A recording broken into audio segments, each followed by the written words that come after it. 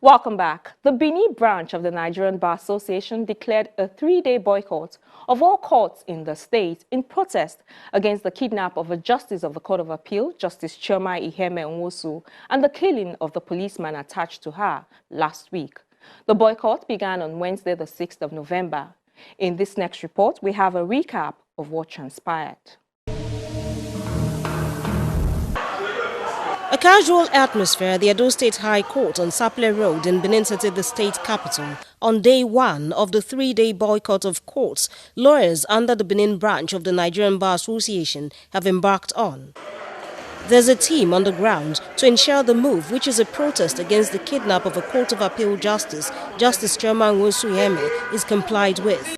The total boycott of courts and shutdown of courts in Edo State due to the kidnap of my Lord, the Honorable Justice Chioma Nwosu Iheme on the 30th of October 2019, and the general nature of kidnapping in the state has been 100%. You know, our members, most of our members did not show up. You know, and we have gone around to ensure compliance. We are taking this step to ensure that the security agencies work and to ensure that citizens too are protected. Their lives and properties are also protected. So as we are doing, we want to ensure that our lawyers comply fully with this directive. We have set up a task force which is headed by the branch's publicity secretary, Douglas Obankwa. And we are also going to monitor the situations across the different courts. Any lawyer who contravenes or tries to, of course, a kind of run short of the resolution taken by the bar would, of course, be penalized, as his name will be forwarded to the disciplinary committee of the branch. We also have the black book of the bar. Certainly no lawyer will want his name to be written in that black book. While some litigants are around to pursue their cases, some of the lawyers who seem dressed for court sessions explain that their mission here is different. They said today, I must get my judgment today. So when I came now, I'm surprised to see that there is people is not working. Okay, I just came to court to observe what is going on and maybe to take date too. Not for court sitting or not for court proceedings. The Criminal Division of the State High Court, the Magistrate Court, also on Sapele Road, and the Federal High Court of the Benin Auchi Road, all in Benin City, are bereft of lawyers and courtroom activities. Only the registrars are seen in some of the courtrooms. What we are saying is that the trauma that has happened to Justice Nwosu Iheme goes beyond her. It's institutional, and we have to speak out. Now the government will take it very, not that they have not been serious, but they have to do much more. It's an affront on us. And our people say whatever affects the nose will affect the eye, will affect the ear, and all that. So that is why it is good that the NBA Benin branch has taken the initiative of mounting this pressure. It's a threat. In fact, I would like to describe what has happened to Justice Iheme as terror. The police force had lost one of its officers in the abduction process. The Commissioner of Police, Edo State Command, Dan Malam Muhammad, maintains that efforts are on to rescue the kidnapped justice. Concerted effort is put in place between the police, the DSS, and other security agents to make sure that the Honorable Justice is rescued from the hand of the hoodlums. We urge the members of the public, they should not panic. They should be patriotic enough, whatever they suspect, either group of person or anything, they should let us know in time, because information is power. Apart from the rescue of Justice Chioma Nwosu Iheme, the Nigerian Bar Association Benin branch also wants security agencies to be adequately funded and better equipped with helicopters, drones, and other necessary tools for improved performance in securing lives and property. On the home stretch, we have a recap of some of the top trending stories. We begin with the report that the Court of Appeal sitting in Kaduna State has upheld the election of Nasir El-Rufai as the duly elected governor of the state. In a unanimous judgment delivered by Justice Olumuyiwa Aburu, The appellate court upheld the judgment of the tribunal, which dismissed the petition of the candidate of the People's Democratic Party, Mr. Issa Ashiru, for lacking in merit.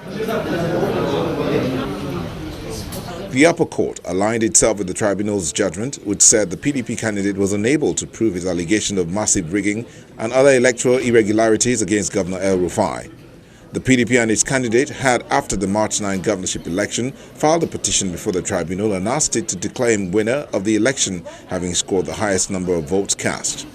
But the tribunal ruled that the petitioner was unable to provide substantial evidence to prove his allegation, even as it noted that the petitioner did not present any factual evidence to prove INEC wrong in returning El-Rufai of the APC as duly elected. In a related development, the same court has nullified the election of the spokesman of the Senate, Senator Dayo Adeyeye. The appeal court upheld the tribunal judgment, which declared Senator Biodun Olujimi and the candidate of the People's Democratic Party as winner of the Ekiti South senatorial election held on February the 23rd.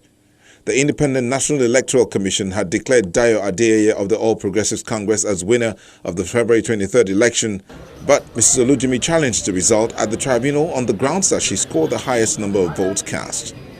The tribunal, in its judgment, nullified the election in some polling units and declared Mrs. Olujimi the authentic winner of the polls. In a unanimous judgment delivered on Wednesday in Kaduna, Justice Uzo Anyanwu has upheld the judgment of the tribunal and ordered INEC to issue a fresh certificate of return to Senator Biodun Olujimi. We have just found the light in the darkness. In Abuja, a federal high court has held the Independent National Electoral Commission was wrong to have disqualified the Kogi governorship election candidate of the Social Democratic Party, Natasha Akpoti. Justice Folashade Ogunbanjo-Giwa, in her judgment, says INEC lacks the power to disqualify any candidate for an election as it is the exclusive preserve of a competent court of law.